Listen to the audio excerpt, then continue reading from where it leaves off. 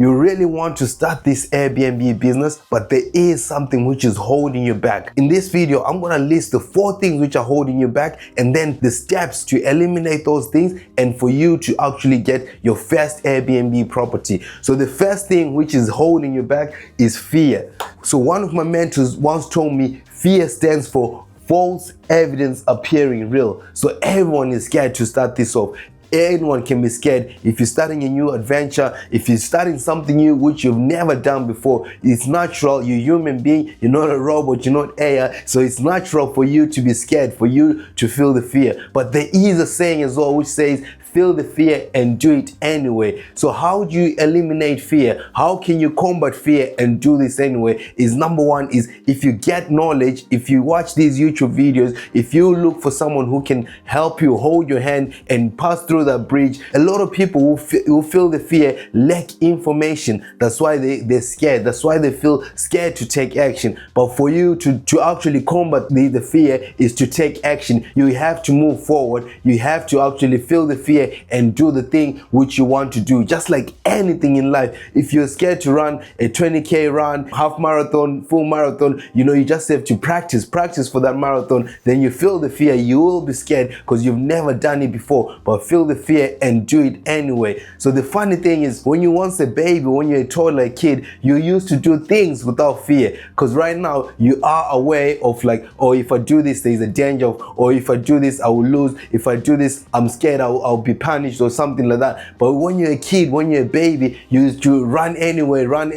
without any fear. So just take your mindset to when you're that baby state and just do it anyway. That's how you can do this Airbnb business. Feel the fear and go forward and do it anyway. Number 2, the other thing which is holding you back for you to start this business is lack of knowledge. And obviously with this lack of knowledge, well done, you are in this YouTube channel, so you will get knowledge. There's tons and tons of information which I share on this channel for you to actually get started and get your first Airbnb business. So fear is covered, and when it comes to the knowledge element, you have to just practice, listen to the videos, take notes, and obviously once you absorb all the information, apply the information, because knowledge which is not applied is useless knowledge. Information which you've acquired and you don't apply it is useless information. So on the knowledge part, just go through all my YouTube videos. In this channel alone, I've shared everything which I know about starting and scaling your Airbnb business. So just go through it. It's free of charge. It's a matter of you sitting down and actually taking time to consume the information and then apply the information. So on the knowledge part, we've covered the knowledge part.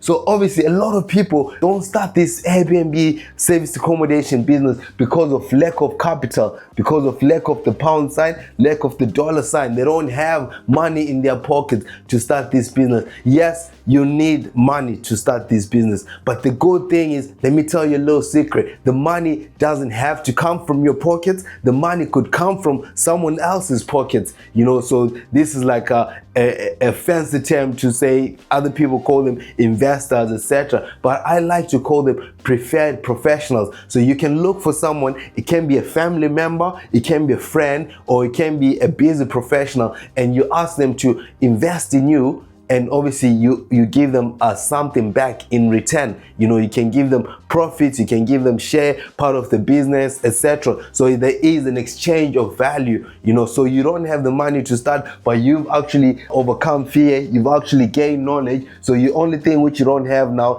is the capital. But once you've got 1, 2, you can actually look for someone to actually partner with you, and they invest the money they put the money in the business, and you start this business. So there's various ways to actually find the money. You can borrow the money, you can use bank cards, credit cards, etc. to actually invest in your business. But don't be using credit cards to buy luxury things, to buy useless stuff, liabilities. No, you want to be using it to actually invest in the business. So that's another way to think. So you might be saying, oh yeah, I didn't think about that. Those are another angles for you to tackle and for you to get money and start this business. The other thing which a lot of people come to me saying, oh Tabo, I don't have experience to start this business. Yes, you don't have experience. I remember when I was applying for graduate jobs, I finished an aerospace engineering degree and I was looking for graduate jobs, and all of them, all the recruiters wanted 5 to 10 years experience. We're like, come on guys, we just finished, we just graduated. Where we're gonna get 5 to 10 years experience for these kind of jobs, you know? So the best way to do that is like we went for internships, we went for graduate jobs, like entry-level things for us to gain the experience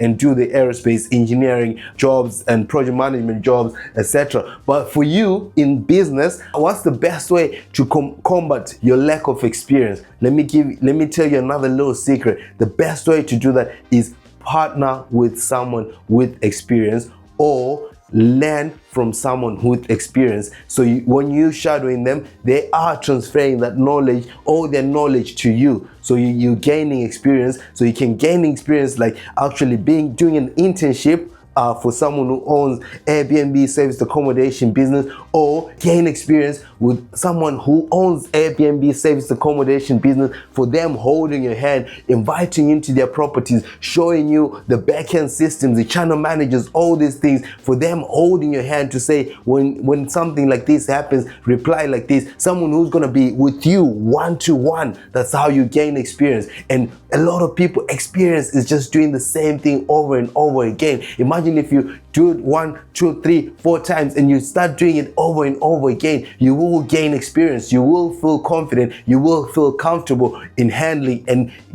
gas and doing everything which this business requires. So when it comes to experience, that's the little secret which I will tell you. Partner with someone or learn from someone with experience, and obviously that experience is going to rub into you. You're going to absorb their experience as well. Before we move into the teachings of how you start and scale this Airbnb service accommodation business, let me take you through a tour of this property. This property, I didn't buy it, but this property, we actually rent it out from a landlord. This property is in Birmingham. I'll give you a house tour of this property. Then after the house tour, we'll come back and do the teachings, and there will be other teachings which we'll cover. Like I think I've got about 10 bullet points which we're gonna cover. Watch this video until the end. And also, if you are interested in learning and in partnering with someone with experience, click on the link in the description and book a call with me now. Hi guys, welcome to this house tour. So this is the property which we don't own, but we lease it out from a landlord. So we rent it out from a landlord, and we then rent it out on a nightly basis on Airbnb, booking.com as a short-term rental. So yes, this strategy is legal. It's allowed to do this as long as you've got the correct permissions and the correct contracts in place with the landlord. So I'll just show you this property and I'll explain to you what we've done to the property since we took it on. But before I move on, I just want to show you the before pictures of this room. So you can see the picture here. This was like before of the property. Like it was just a plain magnolia color. Everything was plain and simple, like nothing was interesting in this property. But when I took over the property, we added a twist into it. So we revamped this whole room. So this is the living room. We redecorated everything. So we, instead of keeping the magnolia color, we painted it a nice little touch blue, which you can see here, and obviously like the orange strip as well, which is like there's also the orange here as well. Like, so why do you do these things? It's very important for you to bring back the property to life with decorations. So this was like minimal touch. Only thing we did here was paint work. So we just paint, instead of the magnolia, we painted the whole house with the light blue, and we put an orange strip. And obviously the artwork is very important. There is to put the artwork there. Then the rest was furniture. So when you look at it from when it was a plain ground, like a plain magnolia color, and us doing that, it just changes a lot of things. So when you start in this business, it's very important to know the ins and outs on how to improve a property with the minimal amount, not spending a lot of money, by just a basic small simple touch. So I'll show you, like obviously this house, it's a 2-bed. We got it as a 2-bed house, but we've also the next room which we're gonna go into, you will see in that room we converted it into a bedroom. But before we go to that room, you see here it's got the sofas, the 2 sofas. So here, like 3 people can sit there, 2 people can sit there. It's got a coffee table and a nice rug which is colorful. So the rug has got a light touch onto the features as well, like the orange thing. The TV was just a standard nice TV. I don't know how many inch, I think 43 or something inch. Yeah, so just a standard TV. It's very important to get broadband, which is like fast internet there. Then we've got the flowers, which is like the plants to bring green, to bring life into it. Greenery brings life into it. So let's move on to the next room here. So this next room, I just want to explain a lot into this room. So this was like on a normal on a normal day, this is the dining room. But for me, like when you're doing the service accommodation thing, you're selling sleep. So you're not selling people to come in and have a dining table and sleep here and eat and all, etc. The most important thing you're selling is sleep. So what we did was to put a room divider. This is the room divider, and obviously this is the passage to the room. And this room divider, we put a bed here, a double bed in here. And we, in the descriptions of all the on Airbnb booking.com, we say there's a room divider. So this room is like, it's more like an open space room, but someone can sleep here. So especially if people are coming for short term, for short stays, it will be optimized for someone to sleep. So like actually 2 people can sleep here because this is a double bed. So you see, but this room, what we did here as well was to remove the whole magnolia color. As you can see in the pictures, it was just a magnolia plain color, and we put a nice little color here, and obviously the artwork there, you know. So also what's in this room is someone to sit down and work. So there's a desk space, so someone can actually sit down and do some work here. You can see like those people who work from home, there's a light here as well, plugs for the laptops and all that kind of stuff. So yes, other guests, they don't like a setup like this because they want an enclosed room. But if no one likes it, don't book. So it's as simple as that, you know. It's business. So if you want it and you've got like other people who can sleep here, you like, because in this house 6 people can sleep. Yes, 6 people can sleep. So 2 people can sleep here, and now we've got another double room there upstairs, so 2 people can sleep in that double room. And we've got like a double room but with 2 single beds, so that's 2 people who can sleep here. So if there's like, at least if there's 4 people coming for business contractors, so like if the lads are coming here for work in Birmingham, so we actually had like 4 people, 4 contractors who came here. They didn't mind it because they will come stay here for a week, you know. After that they go to another place. So yeah, one of them, I think it was the laborer or the spanner boy, they put him here, you know. So when maybe they were watching, the lads will be watching football there, when it's time to sleep, the guy will just jump there and sleep. Yes, so that's how we optimize this property. But yeah, let me show you the other rooms of this property.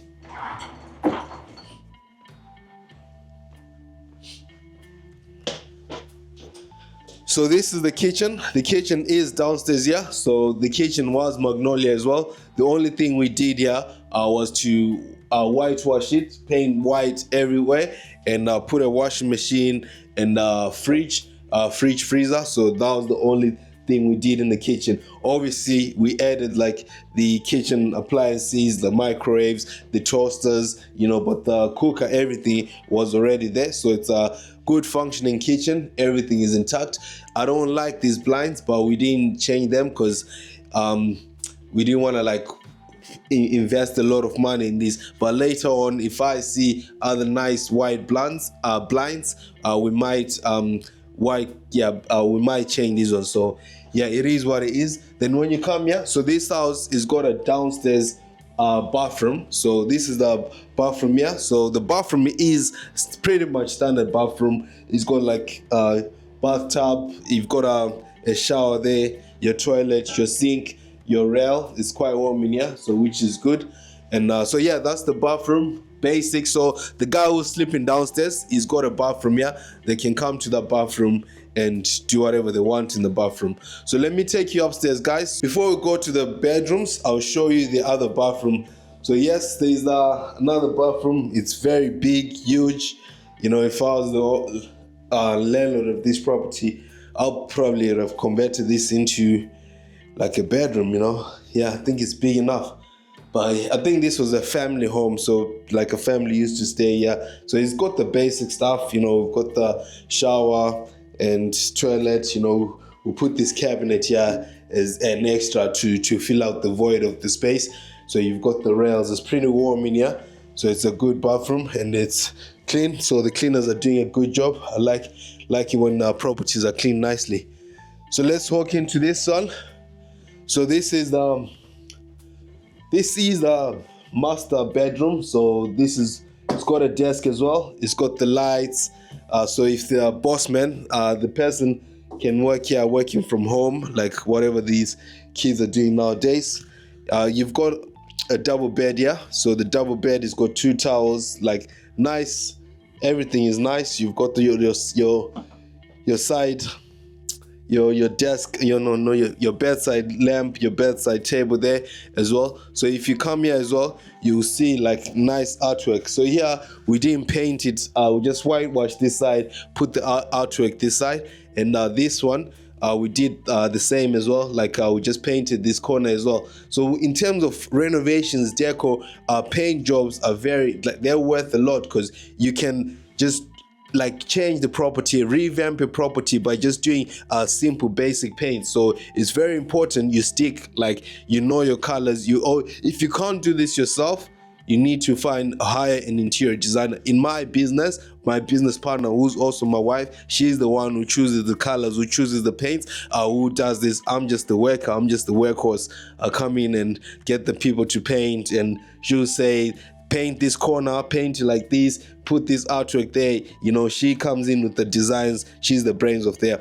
So she's the brains of the operation. So let me take you to the other room. So in this room, like 2 people can sleep here as well. So it's like so 2 people downstairs, 2 people here, so that's 4. Let's go to the other room and I'll show you the other room. So as you're coming to this room, it's just a wallway as well. We just painted the wallway. It was magnolia. So in this room, so it's a double room, but we put like 2 single beds. So there are 2 single beds in this room. So another guy or another person can sleep here. So it's like so in total, this house, we've optimized it to sleep like 6 people. So 4 upstairs, 2 downstairs. You know, it is like sleep 6. So how much do we charge on a nightly rate in this house? Because Birmingham, there's so much competition. So we charge, if there's like 6 people here, we'll charge up to, I think, 150. But we use a pricing tool. So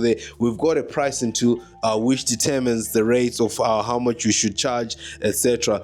The dynamic pricing tool which we use, it's called smart pricing. If you want to learn more about smart pricing, you can click on the link in the description. It will tell you everything which you need to learn about smart pricing. Let me tell you a story about dynamic pricing. So in one of the flats, in one of our properties in Glasgow, we had there was an event called COP26. So this event called COP26, like, we had global leaders coming from all over the world, from everywhere in the world, but we didn't know. Myself and my wife were clueless about this event. But if we didn't have a dynamic pricing tool like smart pricing, we're not gonna know like that there is an event like this, you know. So what this dynamic pricing tool did, it just revamped the prices without our knowledge, without us knowing. So what we did is we always put a minimum price for our properties. We put a minimum to say, no matter what the conditions, what the situation is, this price shouldn't go below £100. Yes, so with that, the price will never go below £100. But when it comes to max pricing, we'll put it like infinite, so it can go to whatever it is. So because of the COP26 event, you know, everything was infinite. So there was a lot of demand in Glasgow properties. So all the dynamic pricing tools were driven up, were shooting up. So we ended up getting bookings like this, which you can see on the screen below, of people paying £1,000 per night. So you can see this picture here. Someone paid 7,000 pounds for the booking. Someone paid another crazy money. You see like £1,000 a night. All these crazy numbers, these were true numbers. This happened in, I think, back end of 2021 in October, when there was November with COP26. So from then onward, we have never slept or never skipped a day of not using a dynamic pricing tool. So if you want to get this dynamic pricing tool, click on the link in the description there and sign up for this dynamic pricing tool. So yeah, so this is the room. So let's go and talk about the numbers. Let's go downstairs and talk about the numbers of this property. So as you go along, you see like everything here upstairs there, it was whitewashed as well. So nice whitewash finish, white paint. So for this property, how much do we pay? So the rent of this property is £1,100. So we pay the landlord £1,100. You can see these screenshots, like the money has left my business account, is gone to the landlord. That's £1,100. How much deposit do we pay?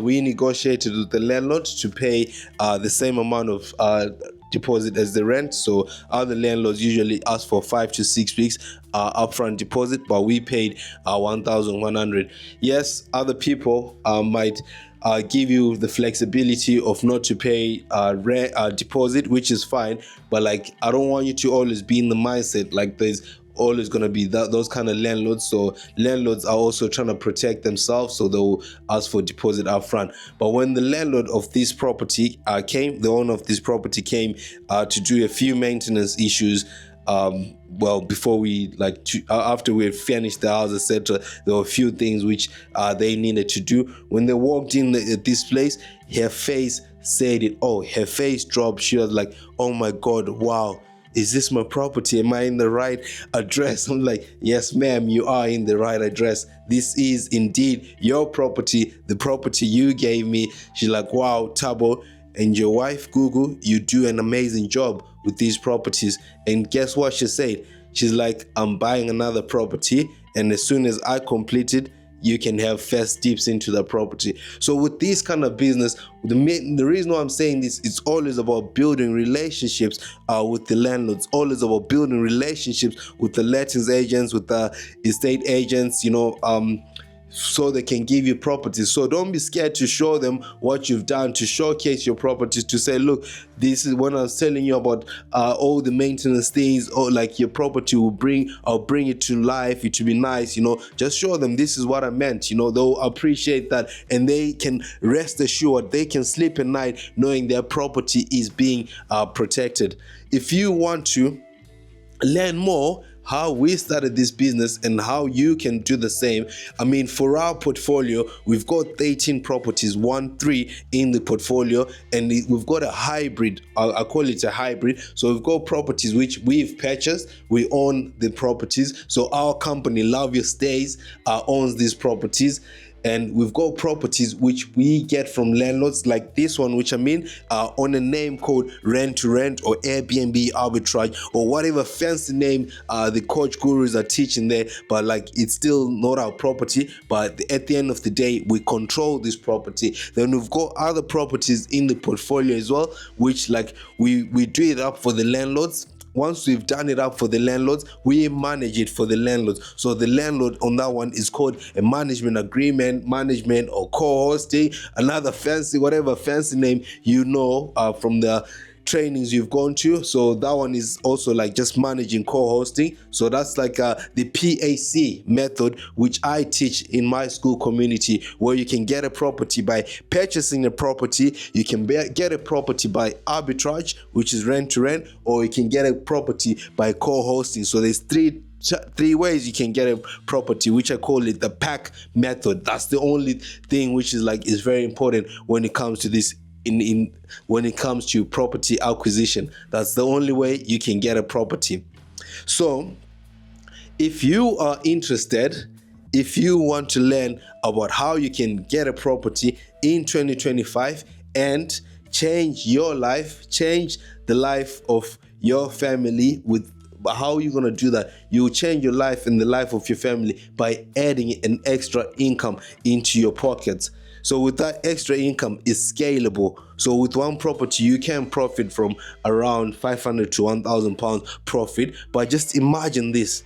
Imagine if you've got 10 properties, you built your portfolio up to 10 properties. Do the maths, do the quick maths.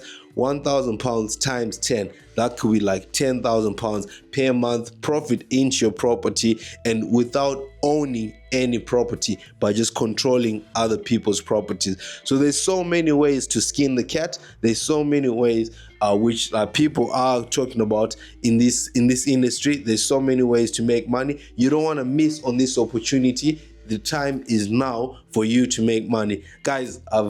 This is unscripted, so I've gone on and on and on. But if you're interested in starting this business, click on the link in the description or in the comment section and book a free discovery call with myself. There's no one else who's going to be on the call, none other than me. So I personally take these calls myself and speak to you, even if we don't work together, but I will give you a strategy for you to use in 2025 so you get your first Airbnb property.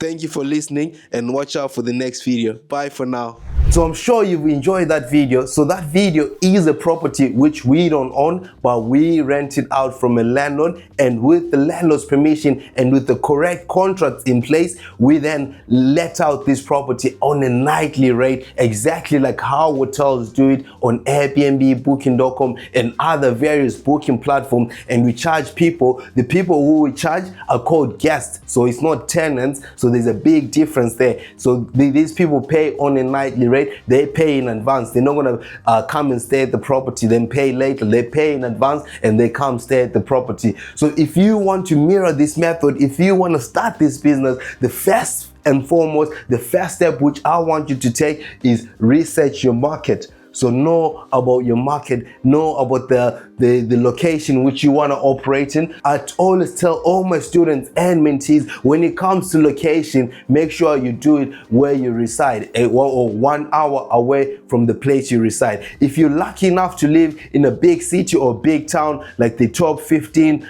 big cities in the UK, then this model already works. But if you're in a remote area, if you're in a village where there's one house, yes, you might need to find places in a big city, etc. But within not big cities as well, big cities and big towns, there might be pockets or micro areas which this business is actually good for. So 9 times out of 10, city centers usually perform well, because like the town has got a city center, or houses surrounding the city center. You know, when it comes to houses, you never get like houses in the city center. It's usually apartments, flats in the city center. So houses surrounding, like, or in the outskirts of the city center, usually big houses, etc., they do well for the contractor market. So when it also comes to market research, you want to research what type of guests are you going to be welcoming. So if you live in an area where there's beautiful landmarks, or if you live in a city where a lot of tourists come, like London, etc., you want to research what's your guest profile. What I mean by guest profile, I mean there's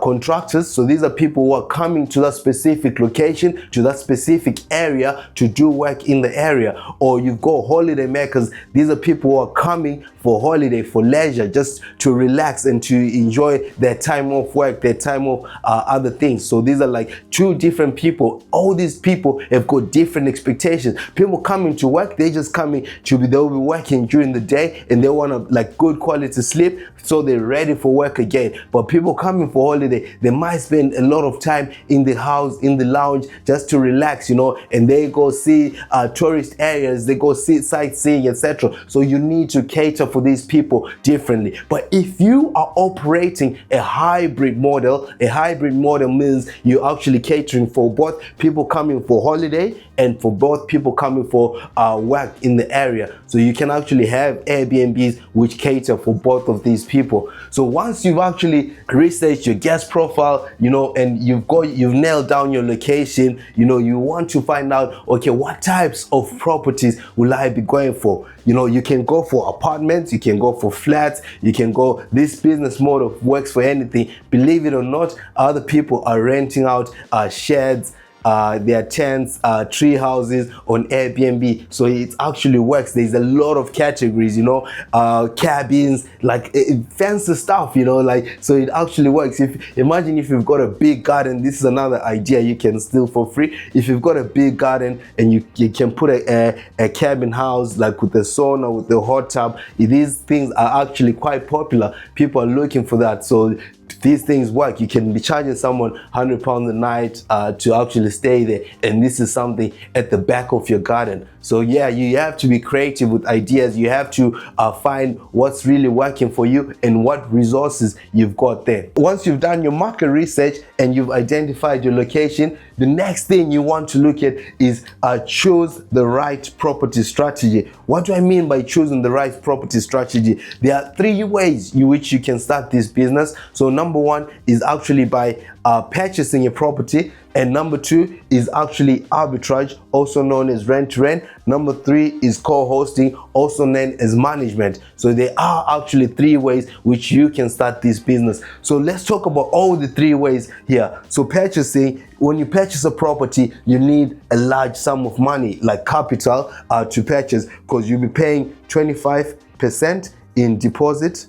Yeah, and then average house in the UK is ranging from 200,000 to 300,000. So you'll be paying 25% of that, and the rest of the money will come from a mortgage. And with this business, you will be getting a commercial mortgage or a service accommodation mortgage. So you can't get a buy-to-let mortgage if you want to operate a service accommodation. It has to be a correct mortgage. So after getting your 75% of this is going to be mortgage. Yeah, and obviously with this, you need to cater for renovations, refurbishment costs, and also cater for buying furniture, etc. And usually from purchasing a property, every time I purchase a property, I'm spending about 50 to 100K on that house. So we spend about 50 to 100K when it comes to purchase. So this is the capital which you need when you're purchasing, about 50 to 100K. Then the other method is called arbitrage, also known as rent to rent. Like rent to rent, hotels do it, offices do it. There's a lot of places which do rent to rent. So this is when you control someone's asset. So you control someone's house, and with that house, you then sublet it, subleases or whatever on a nightly rate. And with that, you pocket the difference, and you still have to pay the landlord their fixed rental income, and you still have to pay the bills like the council tax, whether you register on council tax or business rates, you still need to pay energy, internet, and all the maintenance costs, because you are just controlling the property. But the landlord there, they are receiving their guaranteed rent all the time. So this is when it comes to rent to rent. But how much capital do you need to start the rent to rent? So let's do an example of the Midlands, of places like Birmingham, Coventry, Northampton, all this, like the central of the United Kingdom. Typical rent of a 3-bed house, the rent is usually 1,000. Then obviously if you're paying £1,000 per calendar month on rent, you will pay a deposit of around £1,000 as well. So yes, that's rent 1,000, deposit £1,000. The property which you saw there, we spent about £4,000 furnishing the property, and that's a typical 3-bed. So with the 3-bed, if you're spending £4,000, so on furniture, we're saying £4,000. This included the cosmetic renovations, like painting the house, redecorating, rejigging some things, but like it was to bring it up to standard. So we spent £4,000. So altogether, for you to start this business on a rent-to-rent model, you will need £6,000. But if you do additional stuff, maybe if you don't source your own property and you pay a sourcer to source your property, that will add up. So that will go to another, probably sources charge about £3,000 to £4,000, which will take it to £9,000. But if you're smart enough, which I presume you're smart, you will ask someone to teach you how to find the properties, how to operate this business, which will cost you about, like, these mentorships usually vary from £4,000 to £6,000. So in all total, you're looking at £10,000 to start this rent-to-rent business. This is including maybe teachings, trainings, mentorships, etc. But if you're just going to be doing it on your own, you need £6,000. But be careful, if you're doing it on your own, you don't make mistakes, because there are a lot of systems, a lot of things in the back end which you don't want to miss out. So you want to be partnering or going to learn from someone who's actually done all these methods, not just one method, because there are variables in each of these methods. Okay, so let's look at the third way to actually do this business. Is something called co-hosting, also known as management. This is when you are managing someone's property for a fee. So the fee can vary from 10% to up to 25%, depending on your agreement with that person. So when it comes here, you don't furnish the property, you don't do anything to the property. The property already exists, is already in operational with those things. But what you're doing is adding value by bringing your systems, your tools, your team, your maintenance team, and everything to actually manage this property and take a percentage of the revenue. So we've got few management properties in my portfolio which we manage for other landlords. So recently I just taken on 2 properties from a professional cricket player who lives in Somerset, but they've got properties in Glasgow. They're always busy, so they didn't have time to be managing these properties, so I'm managing them for a percentage of a fee. So this is like, in terms of my pockets, I didn't pay anything. The properties were already intact. I just added my systems, my processes, and my team to the business. So we added this into our business, but we didn't pay anything, but we're making money from this. So management is good, but with management, because I say you need 0, so a lot of people will be thinking, oh, you know what, I'll start with the management. No, you can't start with management, because you need experience when it comes to management. So if you remember, I spoke about the experience here. This is very key to management. This is something you need here, because no one is going to give you a property for you to manage without experience. Just think about it. Would you give someone your property for them to manage without experience? No, you wouldn't do that. So why would someone do that for you? So you just need experience. And for you to get the experience, you can start here if you don't have enough capital, or you can start here if you've got 50 to 100k. So 50 to 100k, 10k, 0, but experience is essential when it comes to management. But once you get your first property here, you can you've got experience, you've proven the concept, you can do this. Experience is just proving a concept and doing the same thing over and over again. Yes, you won't have a full experience. You didn't experience the downtimes of COVID. I mean, COVID is gone, but like, no one can take that away from you. But later on, there will be another thing which you can experience it. You can experience all seasons. So you have to be in the game long enough to experience all seasons of this business. So moving on, once you've chosen your property acquisition strategy, whether it's purchase, arbitrage, or co-hosting, then the next thing is, hooray, you've got a property. You just want to start furnishing the property and designing it. So when it comes to furnish and design, they go hand in hand. And when it comes to the furnish and design, you want to cater for the market which you've chosen. So if you've chosen the contractor market, you want to cater for the contractors. But if you've chosen the holiday makers, people coming for holiday, you want to make sure you furnish and design your property for those holiday makers. But if you're doing a hybrid model to cater for both holiday makers and contractors, there's few things which you need to do for it to be a hybrid model. We do a hybrid model in our properties. We cater for both holiday makers and for contractor markets as well. So there's amenities which you can add into those properties which can cater for both. One of the amenities which you can add which caters for both is like a coffee machine. I mean, I don't know the statistics of how many people drink coffee, but there is a high percentage of people who drink coffee. So if you've got a coffee machine, that will actually please everyone. It will please someone coming for a holiday. It will please someone, a contractor who's gonna wake up, make coffee, and go straight to work. So those are like the low things, but there is more involved. I'm gonna do another video of breaking down the amenities which will make you stand out in your Airbnb property. Once you finish your property and you've designed it properly, you want to look at getting a professional photographer to come take your pictures. I always emphasize on this point. It's very, very important. It's one of the most important things in this Airbnb business, and I'll tell you why. The reason why you shouldn't use your phone to take pictures, you don't want poor quality pictures. A phone is not designed to actually take like good quality property pictures. But if you use a proper professional camera like this one, or other ones which are in the market, which our photographers use, they'll produce good pictures for you. You've heard the saying which goes, a picture paints 1,000 words. That's very true, especially when it comes to this business. The first thing a guest sees when they're trying to book your property are the pictures. They'll see the pictures, then they'll go to read the description and all the things if they like what they see. So no one will read the description first.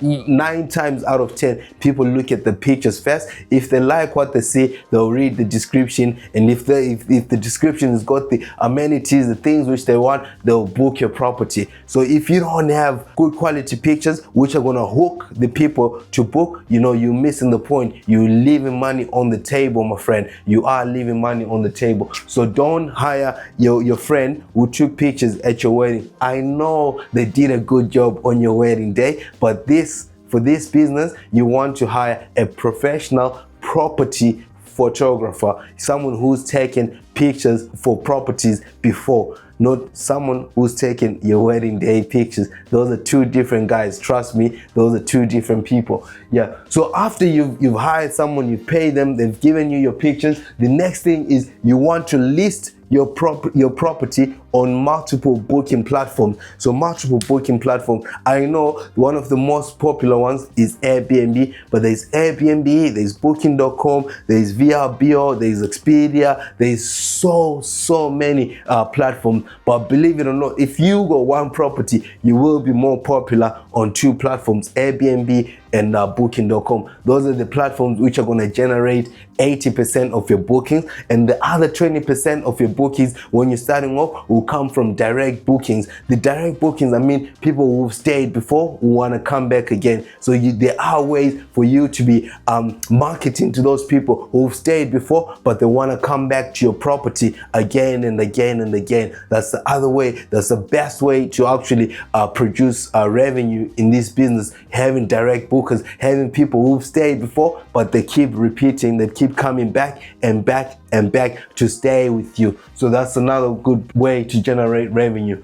Number 6, after you've obviously listed your property on the multiple booking platforms, you've integrated your property with the likes of a channel manager, dynamic pricing tool. So a channel manager helps out. So if someone books for you on Airbnb, it will block the calendar automatically on Booking.com. So it will block the calendar on Booking.com and other booking platforms, so no one else can book that property. And dynamic pricing too, I'm sure you've traveled by airline or you've tried to rent a car. You've seen like in busy periods, these things are expensive to hire. Because the demand is so high, so the supply can be less. So if the demand is high and the supply is less, like the prices go up. Sometimes if the demand is high and there's a lot of supply, the prices still go up. But this is based on simple economic supply and demand. So we can plug in the same softwares, the same tools in our Airbnb business when there's like school holidays, when there's a lot of people coming into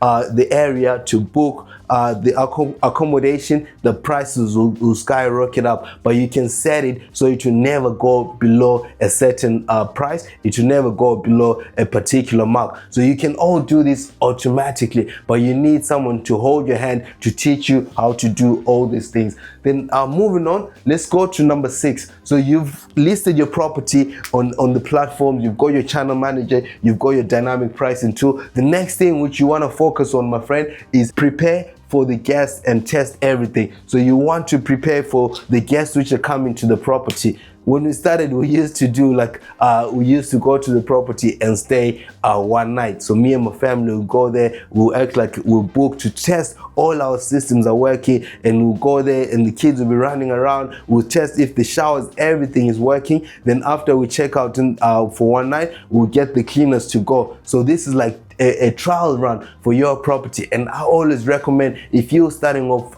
just do this trial run. You know, yes, you probably pay the cleaners, etc., but you just want to see, like, you picturing yourself actually living there. You know, you're seeing, okay, oh, we forgot this, you know. You can forget, there is a lot of things which you can forget. If you don't want to forget those things, I can give you like checklists, etc., if you in my community, if you're in my network, for you not to forget those things. But obviously, as you scale up, as you have more and more Airbnbs, you don't need to do that. But I'm just saying, for your first one, you know, you're excited, etc., and you don't want to make a mistake, which we spoke about. These are the things which you can do to mitigate those things. Do a trial run, sleep over at the property, get the cleaners, get the guys, your maintenance team to, you know, so just to try it out, to see, okay, this is how we're going to work, this is how we can make this efficient, more friendly, or more comfortable for the guests. So number 6, prepare for guests and test everything. So it's important for you to test everything. If you are in this property and there's a different way to turn on the water, or it's complicated, or there's a thermostat which you think is complicated, those are the things which you need to write in your guidebook and send it to the guests when they check in. But like, obviously, another good thing with the guidebooks, you can do written guidebooks, or you can do video guidebooks, so you can take and talk over instructions. But be careful with the video guidebooks, because other people don't speak your first language, wouldn't be speaking English, etc. You can get international guests who are not comfortable with English. So if it's written, at least they can put it on Google Translate or other translating softwares, and they'll actually follow those instructions. So the other thing is automate and systemize your operations. So we spoke about the channel manager, dynamic pricing tool. So these are the things which you like automate, which will make you not work inside the business, but work above the business. Because once you work above the business, you've got the helicopter view. You know, there's a lot of things which I see on Instagram, on social media, about helicopter parenting, but you've got the helicopter view. You can actually see what's happening in the business. Because if you're inside the business, you in the weeds, you're doing the cleaning, you're doing this, you're doing everything for yourself. No, you actually leave a lot of money on the table. But if you step back, work above the business, and automate everything, systemize everything. So write down like a proper system with your one property. Write down systems, operations, write down proper SOPs and procedures of the business, just in case you scale to 2, 3, 4, 5. Those systems, those operations, those processes will be taken to the other properties. So just think about that in mind. And if you're gonna buy something as well, like for us, this is another tip which I'll give you. All my properties, you've got like a Ring door camera. So it's like everything I can see in the Ring app. I can see like, okay, well, like all the guests. But if you buy different doorbells for different, I know there's a Eufy, there's other cheap ones on Temu, all these places, you know, you just like putting all the apps all over the place. But if you've got one, so it's just like all those simple things, like they can save you time than you flipping through app. You know, another thing is TVs, you know, television. If you buy like a similar brand, at least you can send one manual for the brand of the TV, whether you bought a Sony TV or Samsung, LG. But make sure, if you can, for all your other properties, buy the same brand, because it can be the same remote or same things like that. That's how you systemize your business. So make sure you've got the same things all the time. Another thing which we've got in all our properties, which is the same, the Hive. So we've got the Hive thermostat. So we send like one instruction, and you know, like all the properties properties, they've got a hive. So if I take on a property which doesn't have a hive, I'll put a hive on. It's only £50 to put a hive on. But with that, you save a lot of time, because once the guest asks, oh, how do you use this thermostat? You know, at least it's not a Philips, it's not another Google Nest thermostat. It's like, oh, there, we've got the hive, these are the videos, this is how you use it. So all these things, they save you time in the long run. They save you spending working in the business, but you're working above the business, a helicopter view in the business. So that's it, my friends. We've covered 1 to 7 steps for you to get your first Airbnb property. However, point number 8, if you have 5 to 10K saved and you need someone to hold your hand in getting your first Airbnb property, click on the link below in the description and book a call with me, and I'll be on the call to help you, my friend. Thank you. See you on the next video.